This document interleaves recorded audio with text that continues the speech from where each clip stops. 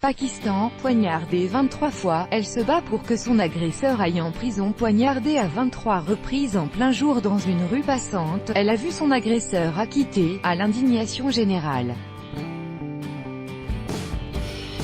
Khadija Siddiqui, devenue héros des droits des femmes au Pakistan, continue à se battre pour qu'il aille en prison. Ce jour de mai 2016, l'étudiante en droit, assise dans la voiture familiale, attend la sortie d'école de sa petite sœur de 6 ans dans un quartier aisé de Lahore, la deuxième ville du pays. Un homme a soudainement ouvert la porte et m'a frappé à de nombreuses reprises. 23 coups de couteau, dans le cou, le dos et les bras, le sang me recouvrait complètement, se souvient-elle. La fillette est également poignardée une fois, moins gravement, en tentant de défendre son aîné. Leur chauffeur réussit à chasser l'assaillant du véhicule. Khadija Siddiqui s'en sortira, après 3 semaines d'hôpital, mais j'ai reconnu le criminel, affirme à l'AFP cette jeune femme de 23 ans au visage rond, les cheveux couverts d'un voile noir, interviewée dans la maison cossue de ses parents. En l'occurrence Shah Hussain, un camarade de classe avec qui elle avait eu une relation. L'étudiant est jugé coupable et condamné à 7 années de prison en juillet 2017, mais ce fils d'un avocat en vue fait appel. Shah Hussain est un étudiant brillant, argumente Hashmi, son père, interrogé par l'AFP. Comment peut-il être un criminel? Le 4 juin dernier, la haute cour de Lahore l'acquitte. J'étais choquée, raconte Khadija Siddiqui, qui dit encore souffrir du dos 2 ans après les faits.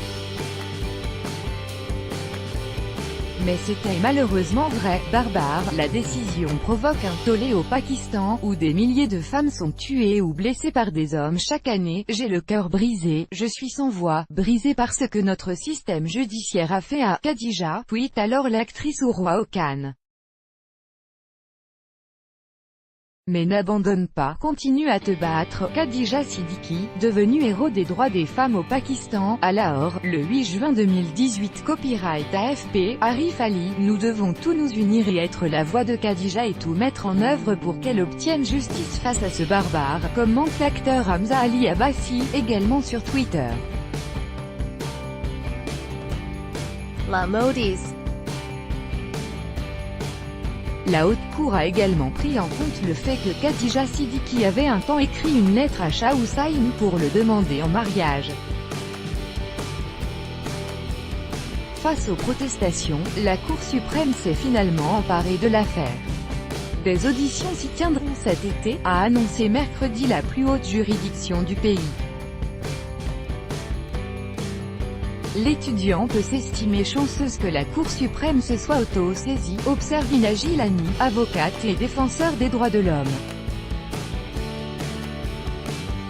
Car, il existe un préjugé contre les femmes, dans le système judiciaire pakistanais, affirme-t-elle. Violence inextricable. Les violences faites aux femmes sont omniprésentes et inextricables, dans ce pays conservateur et de culture patriarcale, pointé dans son rapport de 2017 la Commission des droits de l'homme pakistanaise, qui recense des milliers de viols, agressions, attaques à l'acide et meurtres.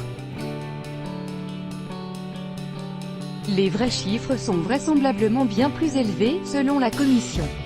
La plupart des violences ne sont pas dénoncées auprès des autorités. En milieu rural, des conseils villageois nommés « Jirga » rendent souvent des décisions punissant les victimes.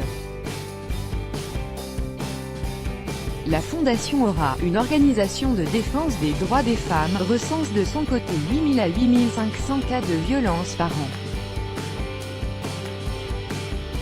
Mais même pour les rares affaires arrivant devant les tribunaux, le taux de condamnation est inférieur à 1%, se désole Rabi Hadi, une membre d'Aura.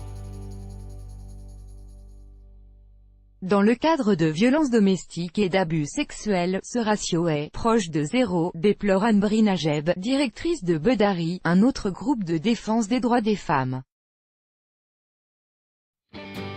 L'étudiante dénonce de son côté des obstacles pour l'empêcher de réclamer justice. Elle-même a été victime de chantage et l'on a attenté à sa réputation, regrette-t-elle.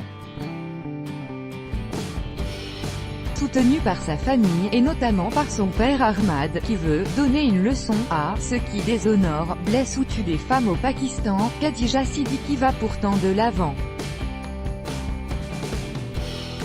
Sa détermination, dit-elle, a poussé d'autres femmes à la contacter, qui se sentent désormais encouragées à se défendre. Des procureurs m'ont dit que j'étais probablement la première femme à se battre si durement pour obtenir justice, se remémore-t-elle, calme et visiblement confiante. Cela montre que si les femmes se battent, elles peuvent renverser le cours des choses. Elles ne doivent jamais abandonner tout droit de reproduction et de représentation réservé. Copyright 2018, Agence France Presse.